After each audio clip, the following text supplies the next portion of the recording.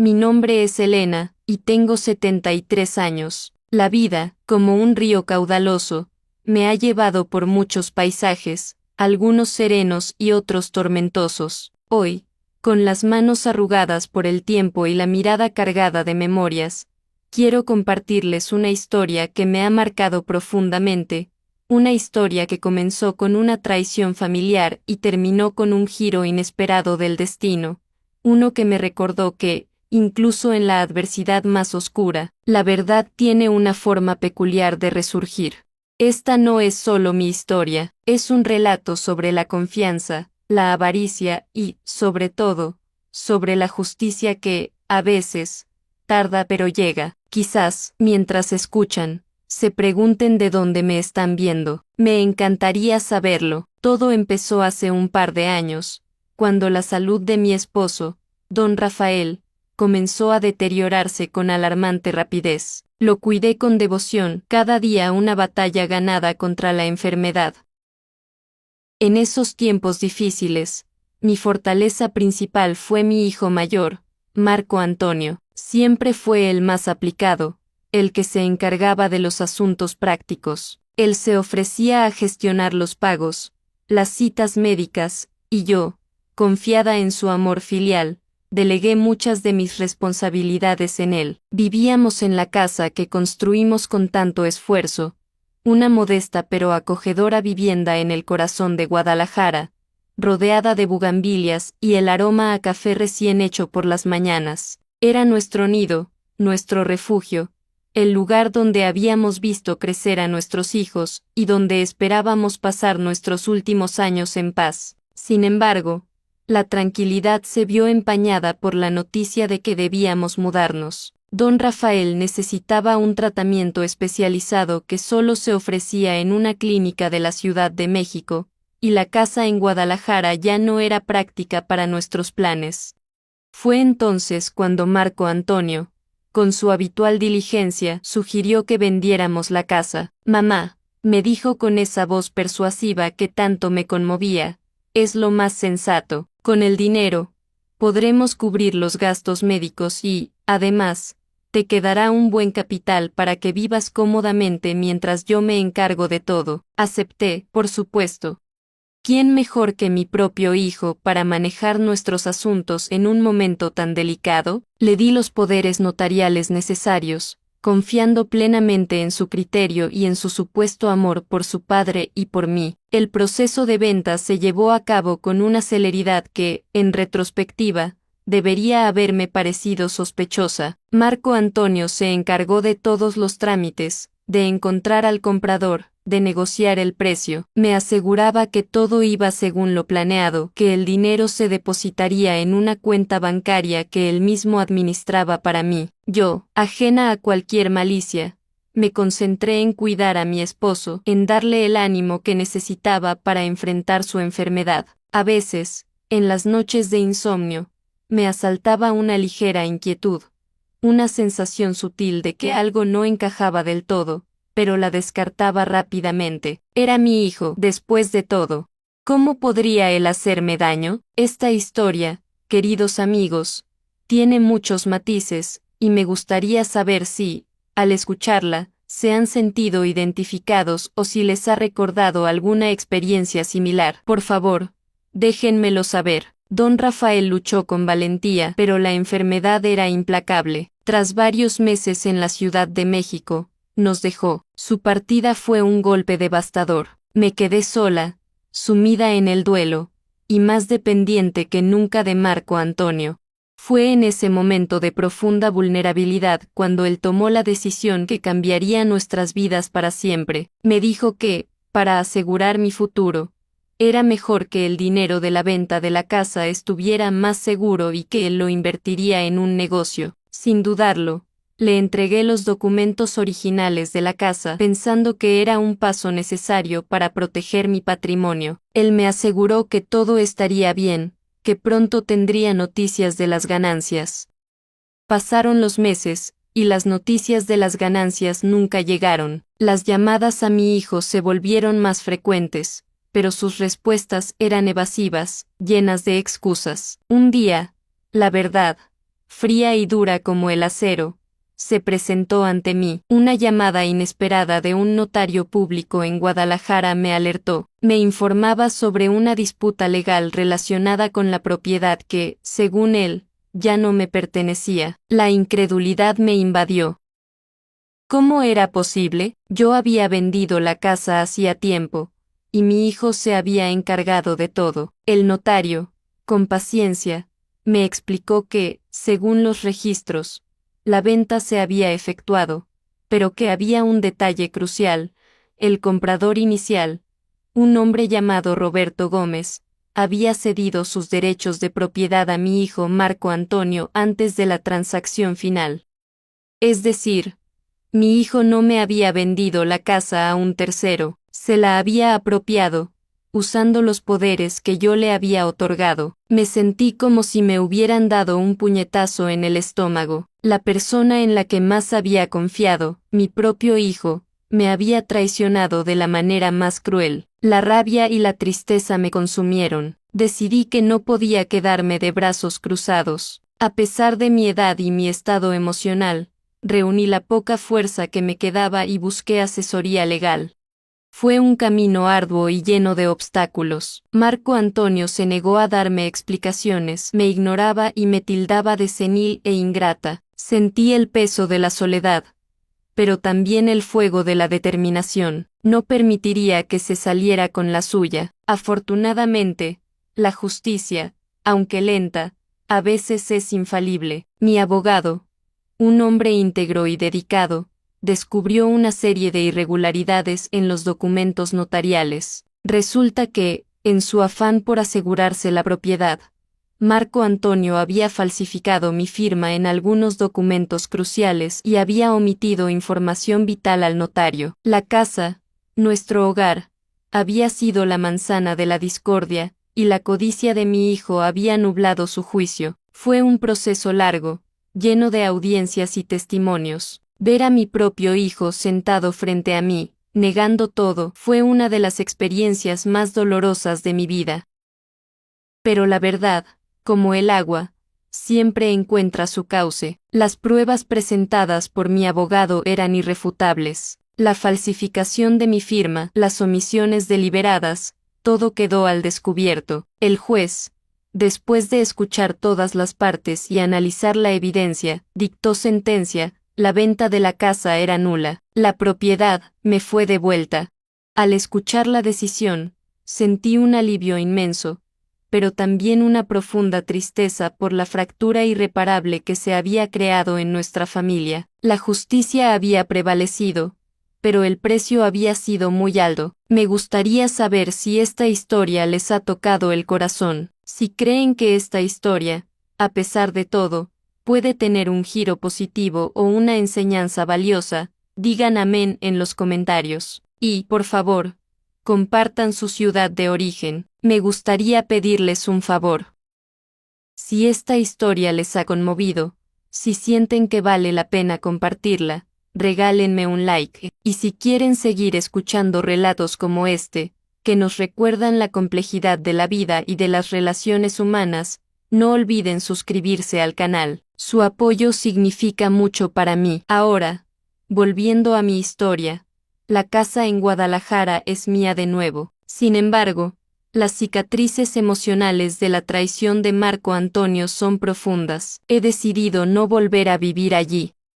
La casa, ese lugar que una vez representó seguridad y amor, ahora está teñida por el recuerdo de la avaricia y la desconfianza. He decidido mudarme a una pequeña y tranquila casa en las afueras de Mérida, Yucatán, un lugar donde pueda encontrar paz y empezar de nuevo, lejos de los fantasmas del pasado. La lección que me llevo de esta experiencia es que la confianza es un bien preciado que debe ser otorgado con sabiduría. A veces, las personas más cercanas a nosotros pueden ser las que más nos hieren. Sin embargo, también he aprendido que la verdad tiene una fuerza inquebrantable. Por más que se intente ocultar o distorsionar, eventualmente sale a la luz. Y aunque el camino para encontrarla pueda ser doloroso y lleno de adversidades, la recompensa de la justicia y la paz interior vale cada esfuerzo. La vida me ha enseñado que no debemos perder la esperanza, ni siquiera en los momentos más oscuros.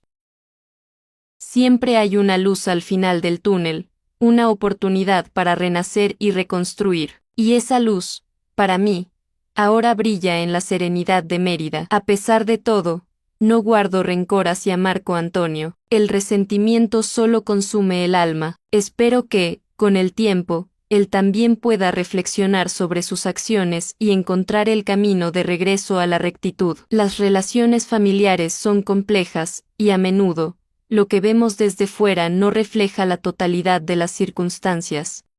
Mi deseo es que, algún día, podamos sanar y, quizás, reencontrarnos en un terreno de respeto y honestidad. Por ahora, me dedico a vivir mi presente, a disfrutar de los pequeños placeres de la vida, y a compartir mi historia como un testimonio de resiliencia y de la inquebrantable fe en la justicia. Espero que mi relato les haya servido de algo que les inspire a valorar sus relaciones, a ser cautelosos pero no desconfiados, y a nunca dejar de creer en la fuerza de la verdad.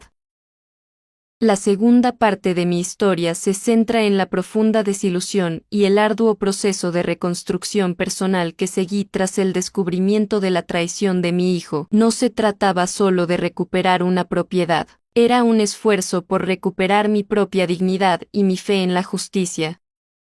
Una vez que el veredicto judicial me devolvió la posesión de mi hogar en Guadalajara, me enfrenté a un nuevo dilema: cómo vivir de nuevo en un lugar que ahora estaba impregnado de la amargura de la desconfianza. Cada rincón, cada pared, me recordaba la avaricia y la manipulación de Marco Antonio. Era como intentar habitar una casa embrujada por los fantasmas de lo que alguna vez fue un símbolo de seguridad y amor familiar.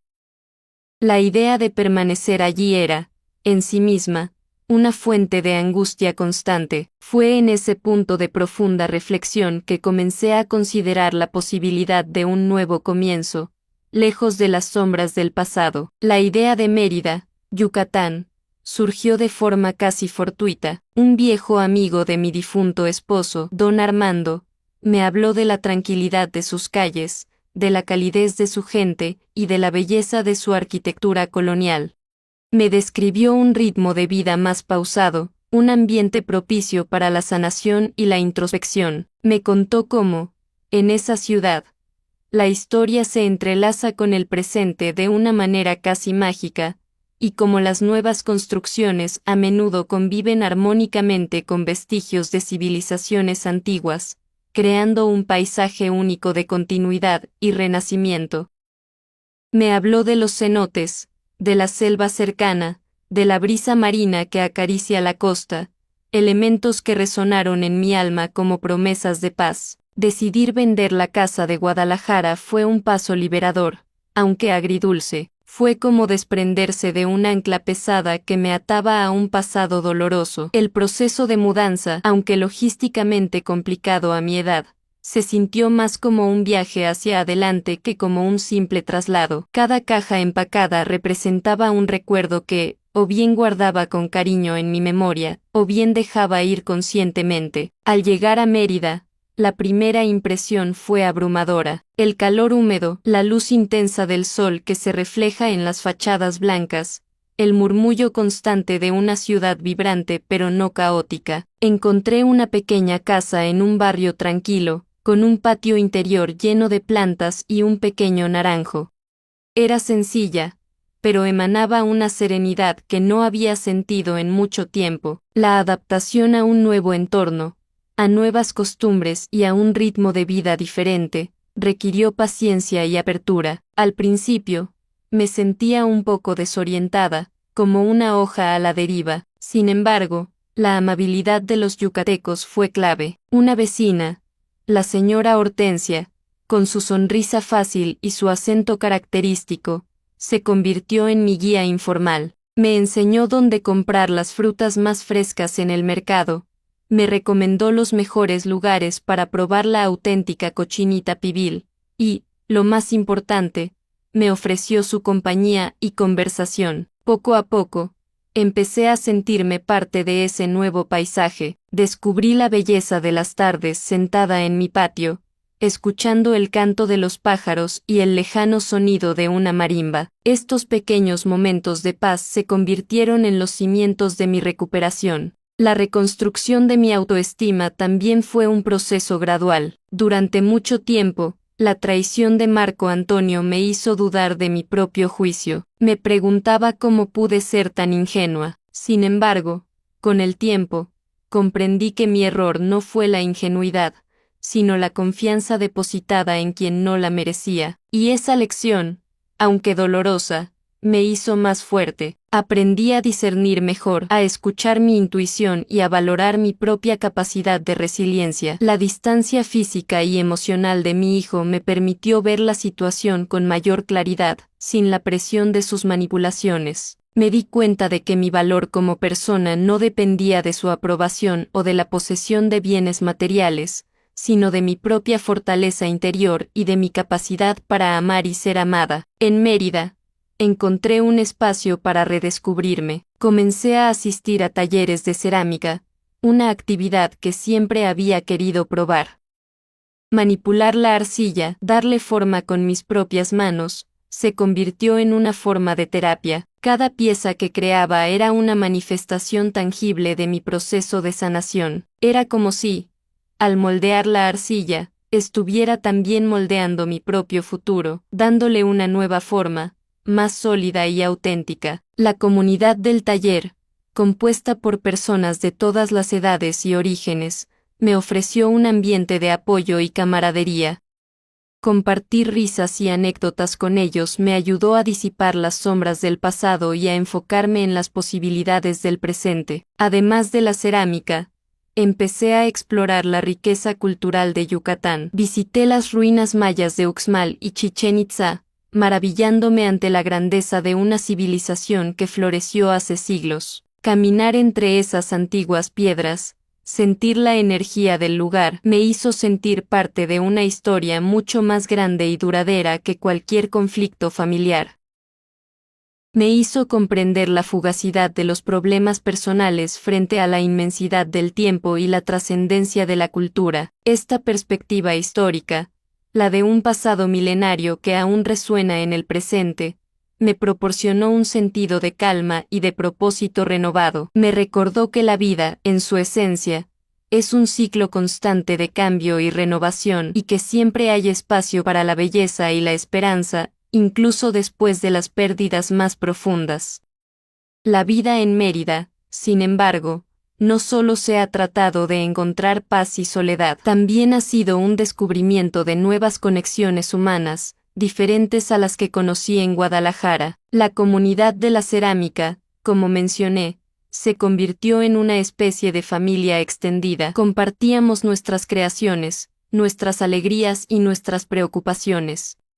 En una de esas tardes de taller, mientras dábamos los últimos toques a unas piezas, una de mis compañeras, una joven artista llamada Sofía, compartió conmigo su proyecto. Estaba organizando un pequeño colectivo de artesanos locales para exponer sus trabajos en un mercado de fin de semana, buscando dar visibilidad a los oficios tradicionales de la región. Me invitó a unirme, no solo con mis cerámicas, sino también a participar en la organización. Al principio, dudé. Sentía que mi energía aún estaba enfocada en mi propia sanación, pero el entusiasmo de Sofía era contagioso y la idea de contribuir a algo que valoraba tanto, como la preservación de las artesanías yucatecas, me atrajo poderosamente. Aceptar fue una decisión que abrió una nueva dimensión en mi experiencia en Mérida. Me sumergí en la logística, coordinar horarios, diseñar folletos sencillos, contactar a otros artesanos. Fue un trabajo que requería mucha comunicación y paciencia, habilidades que había perfeccionado a lo largo de mi vida, pero aplicadas ahora en un contexto diferente, uno de colaboración y objetivos compartidos, lejos de las dinámicas de poder y manipulación que había experimentado. Participar en este proyecto me permitió ver la artesanía yucateca no solo como objetos bellos, sino como portadores de historias, de técnicas ancestrales transmitidas de generación en generación. Conocí a un señor que tejía sombreros de palma de manera excepcional, cuya familia se dedicaba a ese oficio desde hacía más de 100 años. Escuché a una mujer que elaboraba blusas bordadas con hilos de colores vibrantes, cada puntada contando una historia de su vida y de su comunidad. Me di cuenta de que cada pieza era un fragmento de identidad, una resistencia silenciosa contra la homogeneización cultural que a menudo acompaña a la modernidad. Así como yo buscaba reconstruir mi propia identidad, estos artesanos luchaban por preservar la suya a través de su arte. La organización del mercado fue un éxito inesperado. La respuesta de la gente fue cálida y entusiasta. Vimos a familias paseando, admirando las piezas, y muchos de los artesanos lograron vender una parte significativa de su producción. Para mí, ver la alegría en sus rostros, la gratitud por la oportunidad de mostrar su talento y ganarse la vida dignamente, fue una recompensa mucho mayor que cualquier compensación económica. Me sentí útil, conectada y, sobre todo, parte de algo que trascendía mi propia historia personal. Esta experiencia me enseñó que la contribución a la comunidad, el apoyo mutuo y la preservación del patrimonio cultural son fuentes de fortaleza y propósito que pueden sanar heridas profundas. Además, esta incursión en el mundo de la artesanía yucateca me abrió los ojos a la resiliencia de la gente de esta tierra. A pesar de los desafíos económicos y sociales, existe un espíritu vibrante, una capacidad innata para crear belleza y mantener vivas sus tradiciones. Es un recordatorio de que, incluso en circunstancias difíciles, la creatividad y la conexión humana pueden florecer. Me hizo pensar en cómo, de manera similar, mi propia experiencia, aunque dolorosa, me había impulsado a buscar nuevas formas de expresión y a encontrar valor en la colaboración y el apoyo comunitario. Es un ciclo, una danza entre la adversidad y la capacidad humana de superarla, de encontrar significado y de construir un futuro a partir de las cenizas del pasado. Por supuesto, este nuevo capítulo no borra por completo las experiencias pasadas. La memoria de la traición de Marco Antonio sigue siendo una cicatriz, un recordatorio de la fragilidad de las relaciones humanas y de la importancia de la cautela. Sin embargo, ya no define mi presente. He aprendido a integrar esa experiencia en mi narrativa vital, no como un final, sino como un punto de inflexión que me llevó a un camino inesperado pero enriquecedor. La vida en Mérida, con sus colores, sus sabores y su gente, se ha convertido en un bálsamo para el alma, un testimonio de que siempre es posible encontrar un nuevo hogar, tanto en un lugar físico como dentro de uno mismo. La vida en Mérida, sin embargo, no solo se ha tratado de encontrar paz y soledad, también ha sido un descubrimiento de nuevas conexiones humanas, diferentes a las que conocí en Guadalajara. La comunidad de la cerámica, como mencioné, se convirtió en una especie de familia extendida. Compartíamos nuestras creaciones, nuestras alegrías y nuestras preocupaciones. En una de esas tardes de taller, mientras dábamos los últimos toques a unas piezas, una de mis compañeras, una joven artista llamada Sofía, compartió conmigo su proyecto. Estaba organizando un pequeño colectivo de artesanos locales para exponer sus trabajos en un mercado de fin de semana, buscando dar visibilidad a los oficios tradicionales de la región. Me invitó a unirme, no solo con mis cerámicas, sino también a participar en la organización. Al principio, dudé, sentía que mi energía aún estaba enfocada en mi propia sanación. Pero el entusiasmo de Sofía era contagioso y la idea de contribuir a algo que valoraba tanto, como la preservación de las artesanías yucatecas, me atrajo poderosamente. Aceptar fue una decisión que abrió una nueva dimensión en mi experiencia en Mérida. Me sumergí en la logística, coordinar horarios, diseñar folletos sencillos, contactar a otros artesanos. Fue un trabajo que requería mucha comunicación y paciencia, habilidades que había perfeccionado a lo largo de mi vida, pero aplicadas ahora en un contexto diferente, uno de colaboración y objetivos compartidos, lejos de las dinámicas de poder y manipulación que había experimentado. Participar en este proyecto me permitió ver la artesanía yucateca no solo como objetos bellos, sino como portadores de historias, de técnicas ancestrales transmitidas de generación en generación. Conocí a un señor que tejía sombreros de palma de manera excepcional, cuya familia se dedicaba a ese oficio desde hacía más de 100 años. Escuché a una mujer que elaboraba blusas bordadas con hilos de colores vibrantes, cada puntada contando una historia de su vida y de su comunidad. Me di cuenta de que cada pieza era un fragmento de identidad, una resistencia silenciosa contra la homogeneización cultural que a menudo acompaña a la modernidad. Así como yo buscaba reconstruir mi propia identidad, estos artesanos luchaban por preservar la suya a través de su arte. La organización del mercado fue un éxito inesperado. La respuesta de la gente fue cálida y entusiasta. Vimos a familias paseando, admirando las piezas, y muchos de los artesanos lograron vender una parte significativa de su producción. Para mí, ver la alegría en sus rostros, la gratitud por la oportunidad de mostrar su talento y ganarse la vida dignamente, fue una recompensa mucho mayor que cualquier compensación económica. Me sentí útil, conectada y, sobre todo, parte de algo que trascendía mi propia historia personal. Esta experiencia me enseñó que la contribución a la comunidad, el apoyo mutuo y la preservación del patrimonio cultural son fuentes de fortaleza y propósito que pueden sanar heridas profundas.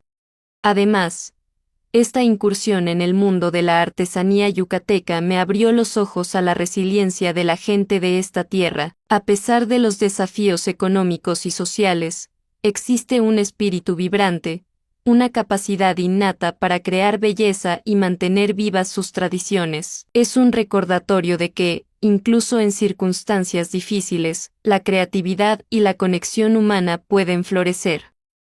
Me hizo pensar en cómo, de manera similar, mi propia experiencia, aunque dolorosa, me había impulsado a buscar nuevas formas de expresión y a encontrar valor en la colaboración y el apoyo comunitario. Es un ciclo, una danza entre la adversidad y la capacidad humana de superarla, de encontrar significado y de construir un futuro a partir de las cenizas del pasado. Por supuesto, este nuevo capítulo no borra por completo las experiencias pasadas. La memoria de la traición de Marco Antonio sigue siendo una cicatriz, un recordatorio de la fragilidad de las relaciones humanas y de la importancia de la cautela. Sin embargo, ya no define mi presente. He aprendido a integrar esa experiencia en mi narrativa vital, no como un final, sino como un punto de inflexión que me llevó a un camino inesperado pero enriquecedor. La vida en Mérida, con sus colores, sus sabores y su gente, se ha convertido en un bálsamo para el alma, un testimonio de que siempre es posible encontrar un nuevo hogar, tanto en un lugar físico como dentro de uno mismo. Ahora, consideren cómo esta perspectiva de reconstrucción se aplica cuando uno se enfrenta a la necesidad de redefinir el propósito de vida. Mi participación en el mercado artesanal, por ejemplo, no fue solo una actividad social, sino un ejercicio práctico de cómo la contribución a un colectivo puede revitalizar el espíritu individual. Al dedicar tiempo y energía a un proyecto que beneficiaba a otros, mi propia sensación de aislamiento y victimización comenzó a disiparse. Fue como si, al tender puentes hacia la comunidad, también estuviera reparando las fracturas internas. La clave, como observé en los artesanos, reside en encontrar una vocación, un propósito que trascienda las preocupaciones personales y que conecte a uno con algo más grande. Para ellos, era la herencia cultural. Para mí, fue el acto de facilitar esa conexión y ver florecer el talento ajeno. Con el tiempo, la casa en Mérida se convirtió en un verdadero hogar. Ya no era solo un refugio, sino un espacio de crecimiento y creación. Empecé a experimentar con nuevas técnicas de modelado, inspirada por los diseños prehispánicos que había admirado en las ruinas. La arcilla, antes un mero material para el consuelo, se transformó en un medio para explorar y expresar mi renovada conexión con la historia y la cultura de Yucatán. Descubrí que la paciencia y la precisión requeridas en la alfarería eran, en cierto modo, un reflejo de la paciencia y la precisión necesarias para sanar heridas emocionales profundas. Cada curva, cada imperfección intencionada, se convertía en una afirmación de mi aceptación del pasado y de mi compromiso con un futuro construido sobre bases sólidas. Además, la dinámica de las relaciones en Mérida me ofreció un contraste fascinante con lo vivido anteriormente, mientras que en Guadalajara las interacciones familiares se habían deteriorado hasta convertirse en un campo de batalla. Aquí las relaciones se basaban en la reciprocidad, el respeto mutuo y una genuina apreciación por la individualidad. La señora Hortensia, por ejemplo, no buscaba nada a cambio de su amabilidad, simplemente compartía su tiempo y su calidez. Sofía, con su visión de comunidad, me integró sin reservas, valorando mis aportaciones por encima de mi pasado o mi edad. Esta experiencia me enseñó que la confianza puede ser reconstruida, pero solo cuando se basa en la autenticidad y en actos consistentes de bondad y respeto, un principio que contrastaba marcadamente con la manipulación que había sufrido. La vida en esta ciudad yucateca me ha permitido, en efecto, encontrar un nuevo hogar, pero más allá de las paredes de mi casa, he descubierto un hogar en la comunidad, en el arte y, sobre todo, en mí misma. Ha sido un viaje de redescubrimiento, un proceso de desmantelar las viejas estructuras de la desilusión y construir sobre ellas un nuevo ser, uno más fuerte, más sabio y más conectado con la esencia de la vida. La capacidad de adaptación y la búsqueda de nuevos propósitos, como he podido experimentar, son las herramientas más valiosas que poseemos para navegar las complejidades de la existencia y encontrar la serenidad, incluso después de las tormentas más intensas. La reinserción en la vida comunitaria a través del colectivo artesanal me ha permitido observar una faceta del espíritu yucateco que va más allá de la simple resiliencia. Es una manifestación de profunda interconexión y apoyo mutuo, casi como un ecosistema social donde cada elemento contribuye al bienestar del conjunto. Por ejemplo, cuando un artesano enfrentaba una dificultad económica particular, no era raro que otros miembros del colectivo ofrecieran comprarle anticipadamente algunas piezas o incluso le prestaran materiales. Esta solidaridad activa, este sentido de pertenencia compartida, es un pilar fundamental que sostiene a la comunidad, permitiéndole prosperar incluso ante las adversidades externas.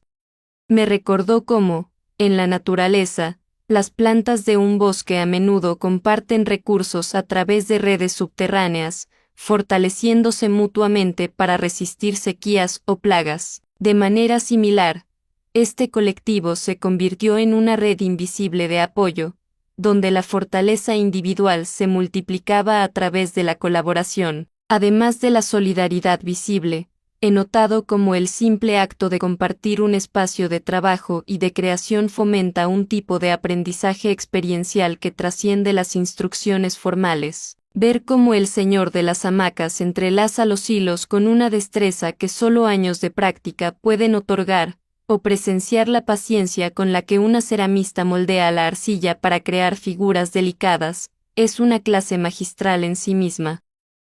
Los jóvenes artesanos, a menudo, aprenden observando y emulando a los mayores, absorbiendo no solo las técnicas, sino también la filosofía y el respeto por el oficio que se transmiten de generación en generación. Esto crea un ciclo virtuoso de conocimiento, donde la tradición se enriquece con nuevas perspectivas sin perder su esencia, asegurando su continuidad y vitalidad. En este contexto, la participación en el colectivo me ha brindado una perspectiva única sobre cómo la identidad cultural se manifiesta y se preserva en la vida cotidiana. Las blusas bordadas, por ejemplo, no son meros adornos, son lienzos que narran historias de familias, de tradiciones, de la flora y fauna local e incluso de eventos históricos. Cada puntada es un hilo que conecta al presente con el pasado, y cada diseño es un símbolo de pertenencia a una comunidad y a una herencia particular.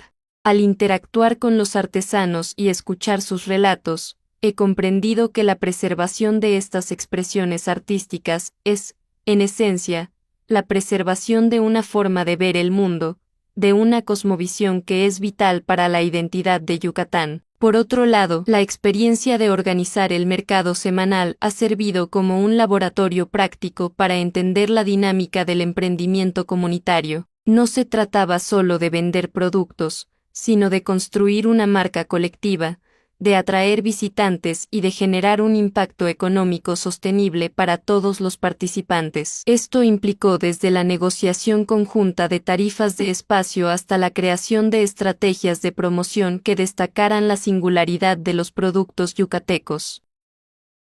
Fue fascinante observar cómo, al unir fuerzas, los artesanos podían competir de manera más efectiva en el mercado, y cómo el éxito de uno se traducía, de alguna manera, en un impulso para todos. Esta sinergia demostró que, en el ámbito económico, la colaboración puede ser tan poderosa como la competencia individual. Finalmente, esta inmersión en el mundo artesanal yucateco me ha llevado a reflexionar sobre el concepto de hogar en un sentido más amplio.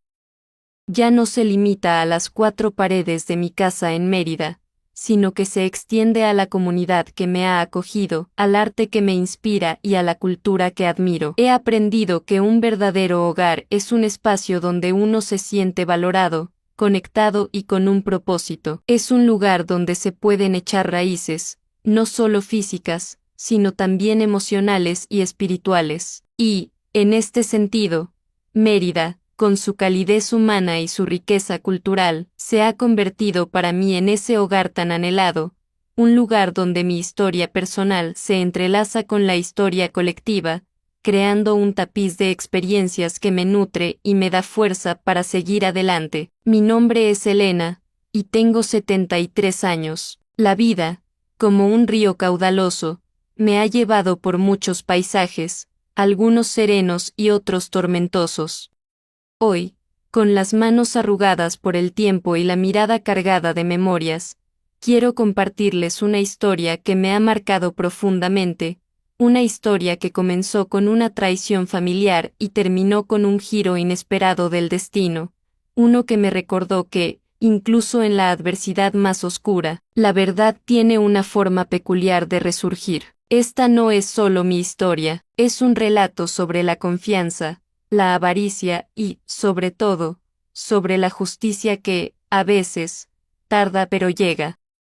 Quizás, mientras escuchan, se pregunten de dónde me están viendo. Me encantaría saberlo. Todo empezó hace un par de años, cuando la salud de mi esposo, don Rafael, comenzó a deteriorarse con alarmante rapidez. Lo cuidé con devoción, cada día una batalla ganada contra la enfermedad. En esos tiempos difíciles, mi fortaleza principal fue mi hijo mayor, Marco Antonio. Siempre fue el más aplicado, el que se encargaba de los asuntos prácticos. Él se ofrecía a gestionar los pagos, las citas médicas, y yo, confiada en su amor filial, delegué muchas de mis responsabilidades en él. Vivíamos en la casa que construimos con tanto esfuerzo, una modesta pero acogedora vivienda en el corazón de Guadalajara, rodeada de bugambilias y el aroma a café recién hecho por las mañanas. Era nuestro nido, nuestro refugio, el lugar donde habíamos visto crecer a nuestros hijos y donde esperábamos pasar nuestros últimos años en paz.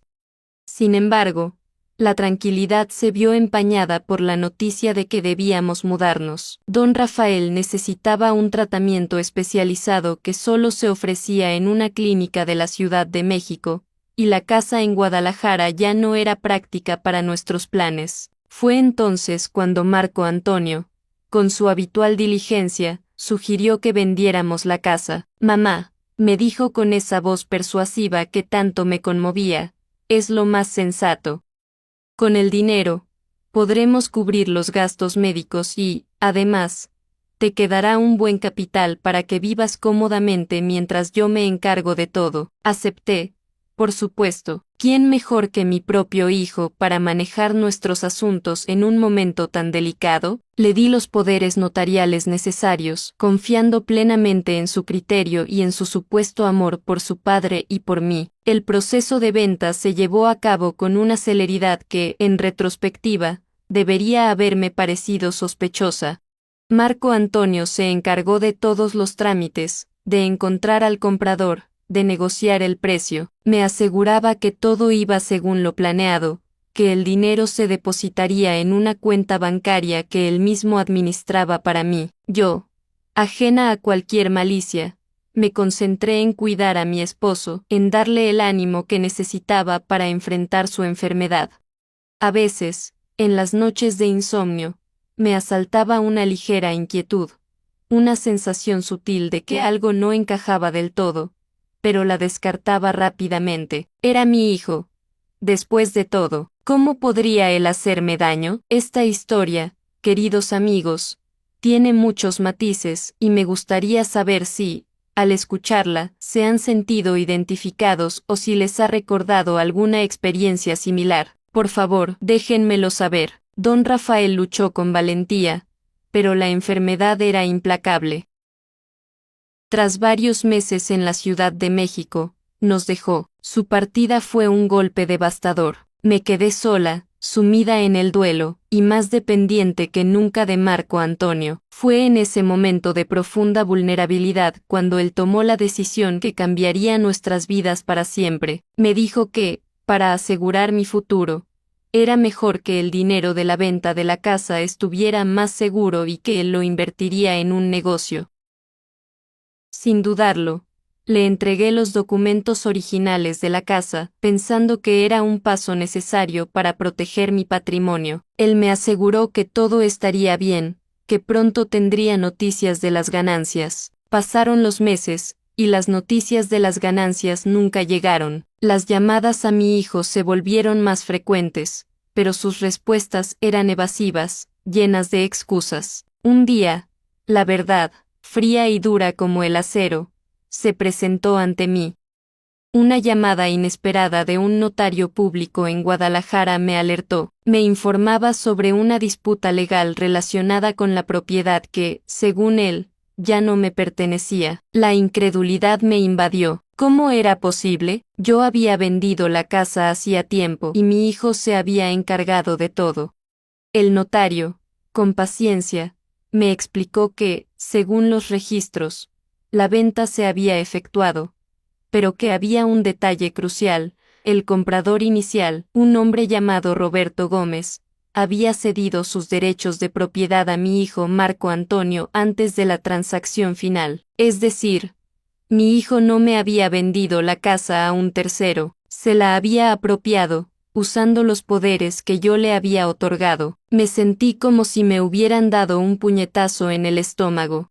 La persona en la que más había confiado, mi propio hijo, me había traicionado de la manera más cruel. La rabia y la tristeza me consumieron. Decidí que no podía quedarme de brazos cruzados. A pesar de mi edad y mi estado emocional, reuní la poca fuerza que me quedaba y busqué asesoría legal. Fue un camino arduo y lleno de obstáculos. Marco Antonio se negó a darme explicaciones, me ignoraba y me tildaba de senil e ingrata. Sentí el peso de la soledad, pero también el fuego de la determinación. No permitiría que se saliera con la suya. Afortunadamente, la justicia, aunque lenta, a veces es infalible. Mi abogado, un hombre íntegro y dedicado, descubrió una serie de irregularidades en los documentos notariales. Resulta que, en su afán por asegurarse la propiedad, Marco Antonio había falsificado mi firma en algunos documentos cruciales y había omitido información vital al notario.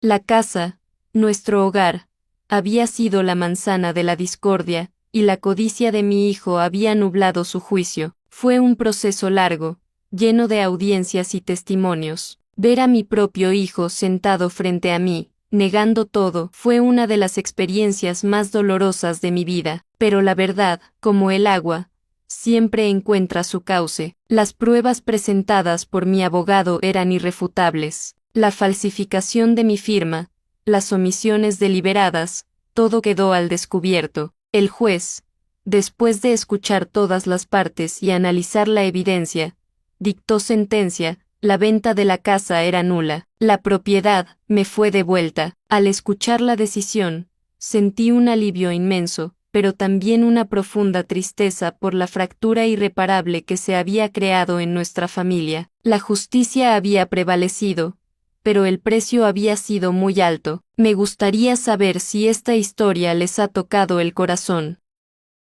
Si creen que esta historia, a pesar de todo, puede tener un giro positivo o una enseñanza valiosa, digan amén en los comentarios. Y, por favor, compartan su ciudad de origen. Me gustaría pedirles un favor. Si esta historia les ha conmovido, si sienten que vale la pena compartirla, regálenme un like. Y si quieren seguir escuchando relatos como este, que nos recuerdan la complejidad de la vida y de las relaciones humanas, no olviden suscribirse al canal. Su apoyo significa mucho para mí.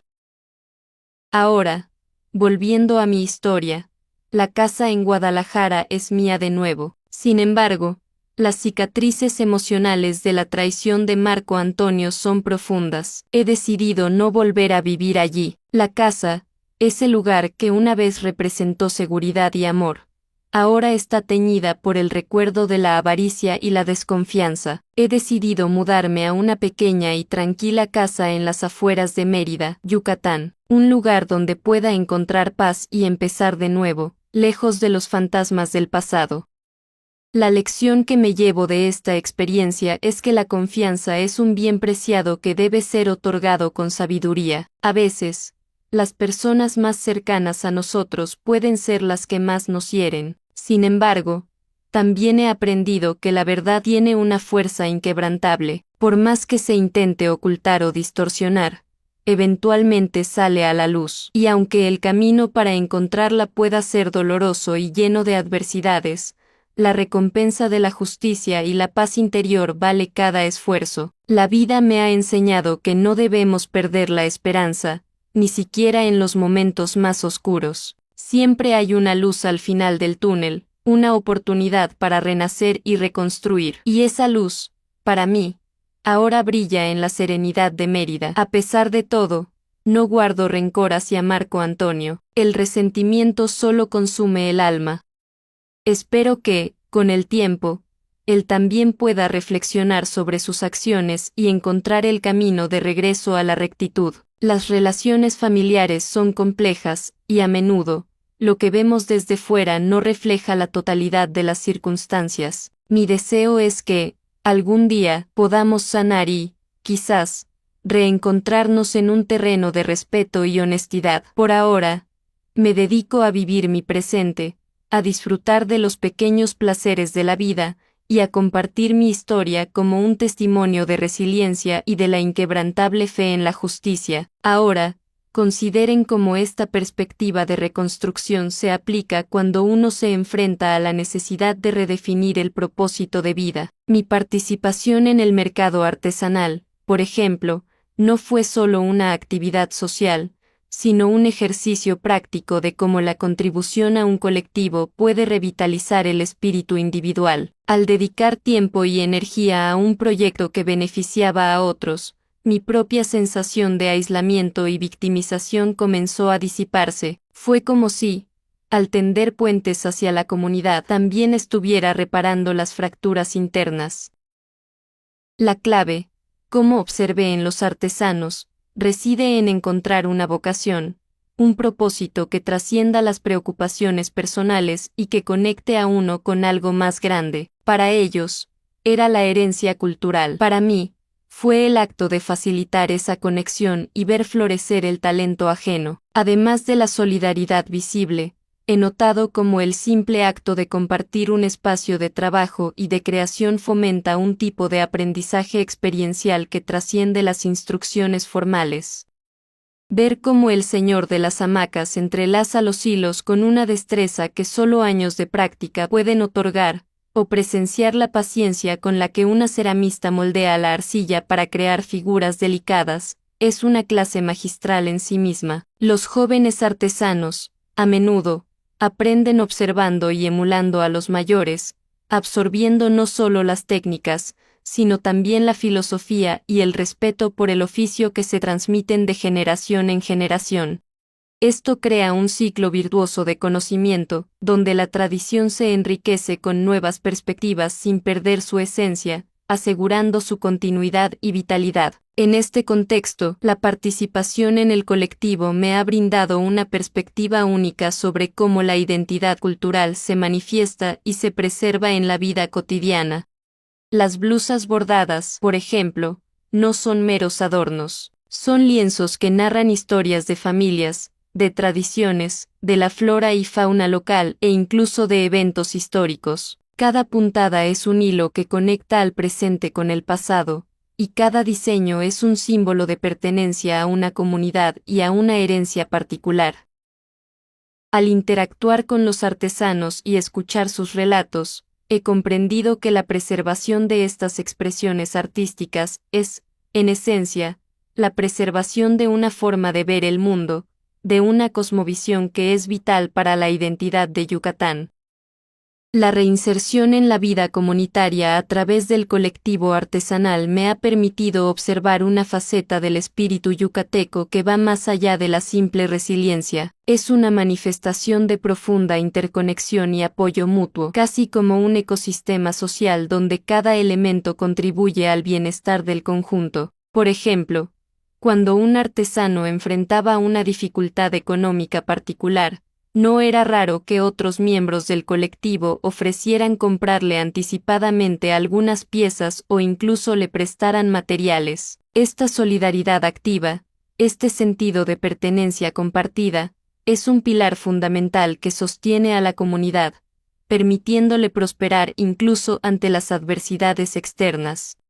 Me recordó cómo, en la naturaleza, las plantas de un bosque a menudo comparten recursos a través de redes subterráneas, fortaleciéndose mutuamente para resistir sequías o plagas. De manera similar, este colectivo se convirtió en una red invisible de apoyo, donde la fortaleza individual se multiplicaba a través de la colaboración. Además, la dinámica de las relaciones en Mérida me ofreció un contraste fascinante con lo vivido anteriormente, mientras que en Guadalajara las interacciones familiares se habían deteriorado hasta convertirse en un campo de batalla. Aquí las relaciones se basaban en la reciprocidad, el respeto mutuo y una genuina apreciación por la individualidad. La señora Hortensia, por ejemplo, no buscaba nada a cambio de su amabilidad. Simplemente compartía su tiempo y su calidez. Sofía, con su visión de comunidad, me integró sin reservas, valorando mis aportaciones por encima de mi pasado o mi edad. Esta experiencia me enseñó que la confianza puede ser reconstruida, pero solo cuando se basa en la autenticidad y en actos consistentes de bondad y respeto, un principio que contrastaba marcadamente con la manipulación que había sufrido. La experiencia de organizar el mercado ha servido como un laboratorio práctico para entender la dinámica del emprendimiento comunitario. No se trataba solo de vender productos, sino de construir una marca colectiva, de atraer visitantes y de generar un impacto económico sostenible para todos los participantes. Esto implicó desde la negociación conjunta de tarifas de espacio hasta la creación de estrategias de promoción que destacaran la singularidad de los productos yucatecos. Fue fascinante observar cómo, al unir fuerzas, los artesanos podían competir de manera más efectiva en el mercado, y cómo el éxito de uno se traducía, de alguna manera, en un impulso para todos. Esta sinergia demostró que, en el ámbito económico, la colaboración puede ser tan poderosa como la competencia individual. Finalmente, esta inmersión en el mundo artesanal yucateco me ha llevado a reflexionar sobre el concepto de hogar en un sentido más amplio. Ya no se limita a las 4 paredes de mi casa en Mérida, sino que se extiende a la comunidad que me ha acogido, al arte que me inspira y a la cultura que admiro. He aprendido que un verdadero hogar es un espacio donde uno se siente valorado, conectado y con un propósito. Es un lugar donde se pueden echar raíces, no solo físicas, sino también emocionales y espirituales. Y, en este sentido, Mérida, con su calidez humana y su riqueza cultural, se ha convertido para mí en ese hogar tan anhelado, un lugar donde mi historia personal se entrelaza con la historia colectiva, creando un tapiz de experiencias que me nutre y me da fuerza para seguir adelante. Al considerar la travesía que hemos recorrido hasta ahora, es posible percibir cómo las diversas facetas de esta narrativa comienzan a alinearse, no como elementos aislados, sino como hilos que convergen para tejer un patrón de entendimiento más profundo. La experiencia vivida, con sus altibajos y sus revelaciones, nos ha conducido a un punto donde las lecciones implícitas emergen con una claridad renovada, sugiriendo la existencia de principios universales que rigen tanto las relaciones humanas como el desarrollo individual. Es como si, tras una tormenta, las aguas revueltas comenzaran a asentarse, permitiendo vislumbrar el lecho del río con mayor nitidez. La forma en que los actos, las decisiones y sus consecuencias resuenan a través del tiempo y el espacio adquiere una nueva dimensión cuando se observa desde esta perspectiva acumulativa. La introspección que ha surgido de la adversidad, lejos de ser un mero ejercicio de lamento, se revela como un catalizador fundamental para la reconfiguración de la propia identidad y del propósito vital.